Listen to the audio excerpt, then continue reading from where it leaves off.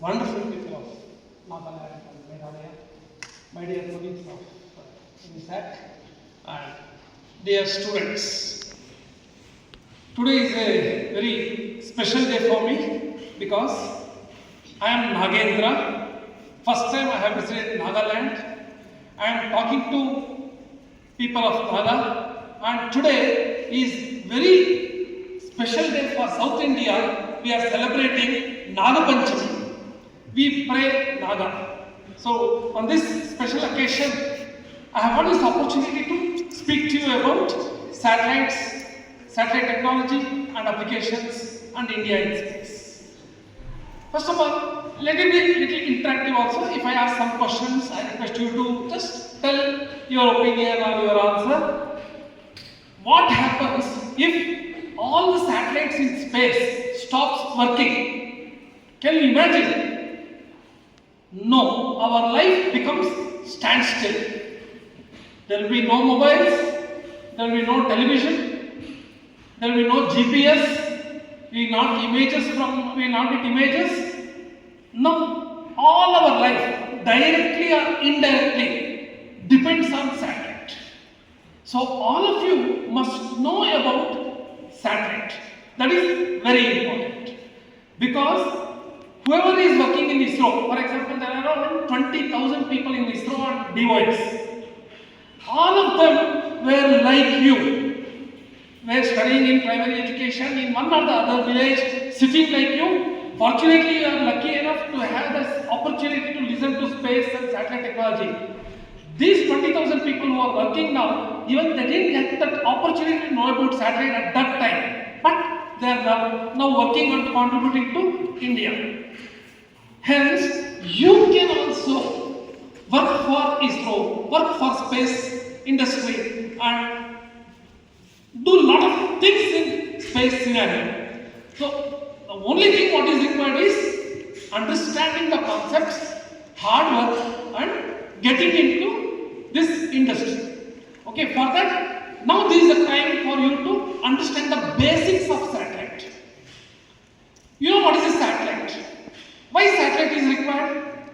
Because we want to see the earth, observe the earth from top, from space.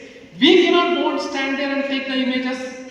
So we have placed a satellite in space, in an orbit, which continuously sends signals to the earth, take images of the earth, and we make use of those signals and images.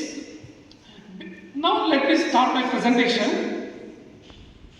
Who is this?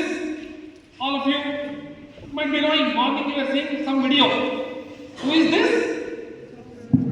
Vikram Sarabhai sir. Because of him, we are here. He is from a very rich family. He would have done nothing and enjoyed his life. He was so rich that whenever Mahatma Gandhi, Rabindranath Tagore, Indira Gandhi went to Ahmedabad, they were staying in his house, in his father's house. He is from a very rich family, but he was very much interested in science and technology. He has established more than 25 to 30 organizations, and ISRO is one among them. Because of him, India is doing so much in space. We need to remember Vikram Sarabhai sir, who is father of Indian space research. Okay. Who is the other person? He is Dr. or Professor U.R. Rao. You have heard of U.R. Rao? He was also chairman of ISRO. He is called father of satellite technology. He was the one who initiated satellite development activities in India. We should remember these two people, one for space and another for satellite. Okay, just before talking about satellite, few things about first in space scenario. You know that the first satellite was launched in 1957, 4th August. What is the name of the satellite? It is there. Sputnik by Russia. This is the first satellite of any country. You consider all the countries, the first satellite was sent by USSR, that is Sputnik 1. Who went to space for the first time? Yuri Gagarin in 1961. His flight was for about 108 minutes. Okay, then he came back. Then who went to moon for the first time? Everyone will tell Neil Armstrong. Correct? Correct. But along with Neil Armstrong, two more people also sent from Earth. Nobody knows about those people because everyone remember only the first person. Along with Neil Armstrong, two more people, Buzz Aldrin and Michael Collins, they also went from Earth. They were also in that Apollo 11. They went to moon. Along with Neil Armstrong, Buzz Aldrin, he is also Edwin Aldrin, landed on moon. But we know only Neil Armstrong landed on moon. We normally remember only Neil Armstrong. These two people landed on moon, but the first person to come out was Neil Armstrong. Behind him, Edwin Aldrin also came out. He is also called Buzz Aldrin. Okay? Then where is this third person? Michael Collins. Where was he? He went from Earth. He was orbiting the moon. If this is the moon, Neil Armstrong and Aldrin went and landed on the moon, but Collins was orbiting the moon, giving them help, giving their communication facility. So, we remember only Neil Armstrong, we should also remember Edwin Aldrin and Michael Collins, who went along with Neil Armstrong. Then, we all talk about space stations, correct? India is also trying to make space station. Maybe in 2035. I will not be there. Many of us will not be there. Who will be making this space station in 2035? You are the people.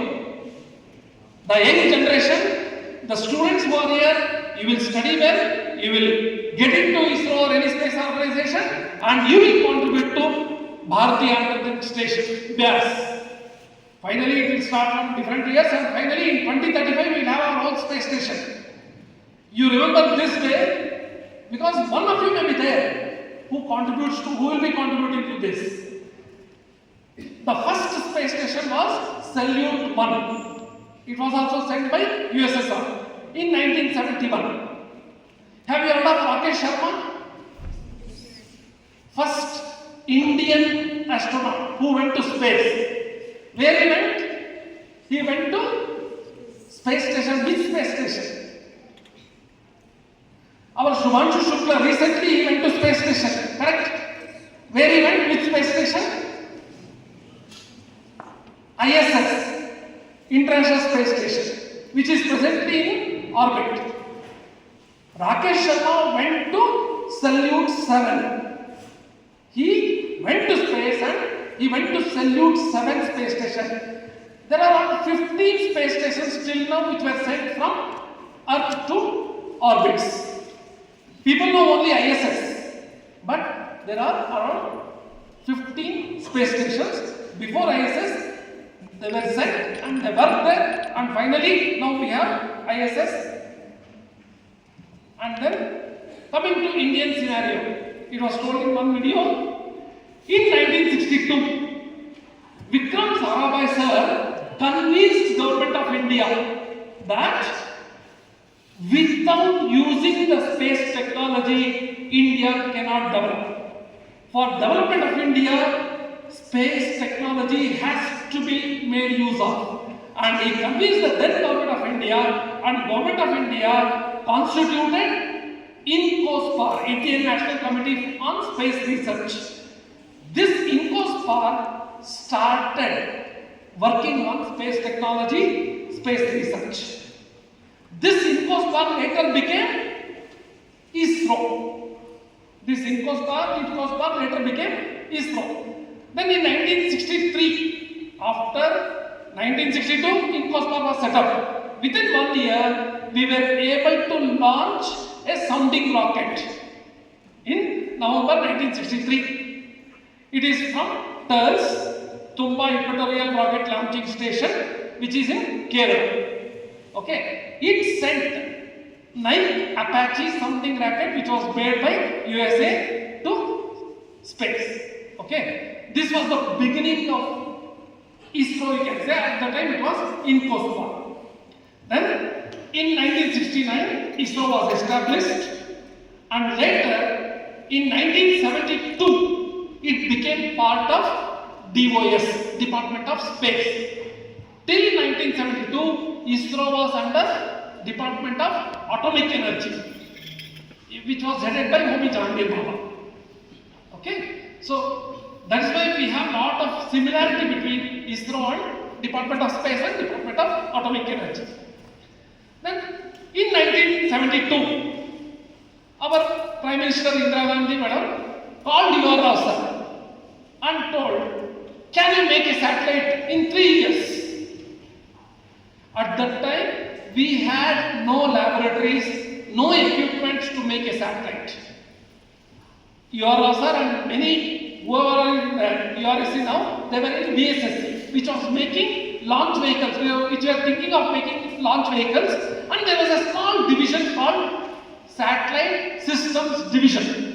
They were just understanding what is a satellite. Whatever you are trying to understand now, what is a satellite, they were trying to understand in 1972 what is a satellite, how to make a satellite. There was no laboratories, no literature, nothing was there. Our Prime Minister told, within 3 years can you make a satellite?